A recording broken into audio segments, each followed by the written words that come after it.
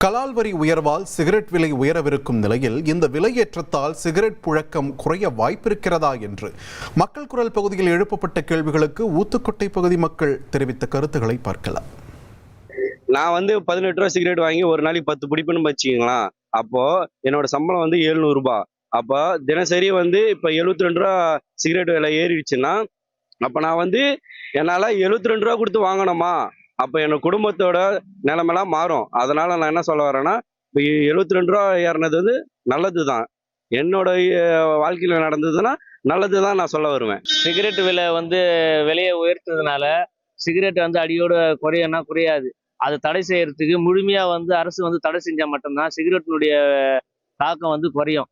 அதனால கொஞ்சம் சில பேர் அதால கொஞ்சம் குறையலாம். மற்றபடி விலையை ஏற்றுறதுனால அதனுடைய பழக்க வழக்கம் குறையறதுக்கு வாய்ப்பு இல்லை. சிகரெட்டின் விலையேற்றம் கவர்மெண்ட் ஏற்றதுனால புகைப்பவர்களோட பழக்கம் இன்னும் குறையும். இதனால நோய்கள் பரவுவதும் தடுத்து நிறுத்தும். இது 10 ரூபாயில் 20 ரூபாயில் 100 ரூபாய் ஏற்றினாலும் கூட புகைப்பவர்களோட பழக்கம் குறையும் இதனால.